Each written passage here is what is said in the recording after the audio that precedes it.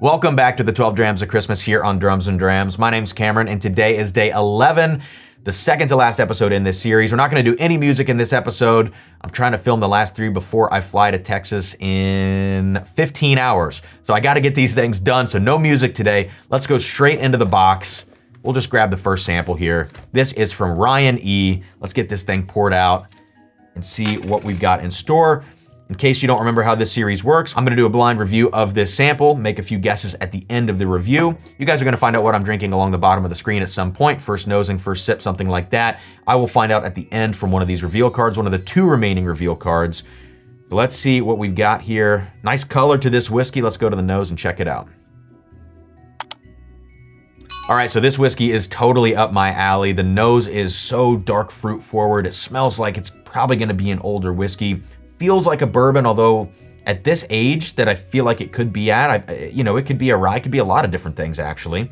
But the fact that it's so dark fruit forward reminds me of like really, really old MGP bourbon. But there's also something just a little bit crafty about it on the nose, and I'm gonna be curious to see if that translates to the palate or if it's maybe just the fact that I'm coming off of the last video that I shot in this series, which was a cloudy sample that really threw me off. And I haven't had anything to clean my palate between these videos. But this, again, smells really nice on the nose. Let me go back to the nose before I take my first sip. All right, so after spending a little more time with this on the nose, it's definitely opening up to just kind of a more complex profile. I mean, it smelled great right away, but now there are all of these layers that I'm picking up. Yes, the dark fruit thing is maybe the most prevalent when you first smell it, but now I'm picking up all this kind of woodiness. And it's not like a young woodiness, but it's also not super old feeling, I guess. Like it does feel like it has some age, but that age is not coming through on the oak component necessarily. That's coming through more on just kind of the overall breadth of the profile on the nose. But there's a lot more fruit here than just dark fruits going on. There's also kind of like this cooling menthol sensation, which reminds me of a higher rye mash bill, even though I don't feel like this is necessarily a rye whiskey. And there's also kind of like this almost burnt quality. It's like you took all the notes that I've already talked about and you just torched all of them together, and kind of melted them down into one thing with kind of this more burnt profile. Smells good. Let's go to the palate and see if it is in fact a little crafty or if that's just something on the nose. Cheers. So let's just get one thing out of the way here after that first sip. This is a very delicious whiskey, but I do think it's kind of a confusing whiskey on the palate. So it's not answering any of my questions from the nose, it's just posing even more questions for me. There are some elements of this that feel legacy, that feel Kentucky, and feel kind of classic, and then there are some other elements, maybe even a growing proportion of elements now on the palate as compared to the nose, that are really driving me down that kind of craft road. It's extremely chocolatey. It's also extremely dark fruit forward, but it has this kind of pot still type note to the whiskey.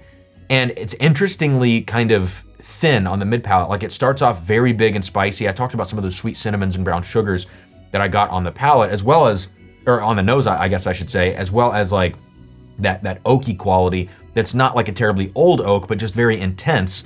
Those things are what kick the sip off. It works its way into chocolate land, and then it really lightens and smooths out in the mid palate.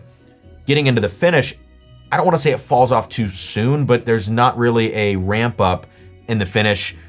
And I think when you first taste this whiskey, you expect it to be bombastic and have, waves and waves of spice and flavor, and it doesn't necessarily follow through with that. I think leaning more towards a craft whiskey, and the proof is deceptive a little bit because the palate has that watery mid palate, but the spicy front palate. But I think overall with proof, I would say this is probably around 120, let's say 119. I think this is probably around 119. The age is super confusing. This almost reminds me of a product that maybe like a Lost Lantern would have sourced from a craft distillery. And that's a really random guess because that doesn't pin any distillery down. That's just talking about like an independent bottler. But I don't know why I'm saying that, but it just reminds me of other products that I've had from Lost Lantern. So let's go back in for one more sip before I make some final guesses here. So after that second sip, I think this is most definitely a craft product. It's getting more and more chocolatey, which I think is maybe coming from kind of like that pot still note or perhaps a small barrel. I did mention that this almost felt like it could be rebarreled when I was smelling it. I don't know now. I don't know if it feels rebarreled. I think it's probably more just like a a smaller barrel again, or a pot still kind of note, maybe heirloom grains, but this is not too farmy, it's not too funky, just enough to let you know it's craft, maybe like 20% of the profile. But I do think it's actually really good whiskey, and so I like this quite a bit. I'm gonna say the age is 7 years old. I'm gonna say it's a craft bourbon. I'm gonna say it's 119 proof, and I could be way off on that proof. That's a tough guess. I don't think it's finished. And if I had to narrow down a producer, let me think about this very quickly. Yeah, as far as producer goes, I just don't know. I'm gonna make 2 random guesses. I think it's either somewhere from Mississippi or New York State, and that's a very random guess. But with that said, let's find out what this is. Let's see just how tricky Ryan was with this sample. Wow. Wow. Gosh, man, I kept saying things that should have gotten me here, and oh no. So 2023 Michter's Barrel Strength Toasted Rye. Now I like the 2023 Toasted Rye, and remember these are all single barrels, so your mileage may vary on these. It's 108.8 proof, it's non-age stated, and I don't think there's even a rumor. I would imagine age is probably 6 to 8 years old or something like that on this, and so for me, like I would say that I probably nailed the age on this as far as what's realistic goes for, as far as what could be realistic for these bottlings. But as far as proof goes, I was 10 proof points high, which is funny. Like the mid palate says that, but again, the front of the palate is big and bold, oaky and spicy, and that makes sense, right? It's a toasted barrel rye whiskey. This one's interesting. Like it came off crafty. It didn't come off rubbery like some of these will, and I don't think the 2023s that I've tasted thus far of these barrel strength toasted ryes, I don't think the 2023s were particularly rubbery. The 21s definitely were. And the 17s are immaculate, like perfect whiskey in my opinion. They don't taste like the current day stuff whatsoever. Yeah, so the menthol note that I picked up on, that was because it was a rye. Probably a barely legal Kentucky rye, but who knows. The chocolatey notes I picked up on, not craft. It was in fact rebarreled, and it's coming from the rebarreling. So you win some, you lose some. I was on the right track, and I talked myself out of every single answer. So Ryan, thank you for this sample, man. This is great. I do like this whiskey. It's not my favorite whiskey.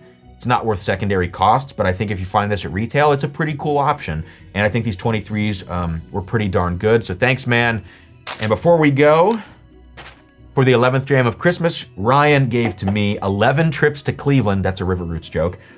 10 tacos ordered, 9 shipping labels, 8 horsey toppers, 7 sides from Sarah, 6 backup bottles, 5 minutes late, 4 barrels chosen, 3-hour live streams, 2 laser codes, and a short guy in a black tee, as well as some 2023 Michter's Toasted Barrel Strength Rye Whiskey. Cheers, and I will see you guys for the final video in this series very soon here on Drums and Drams.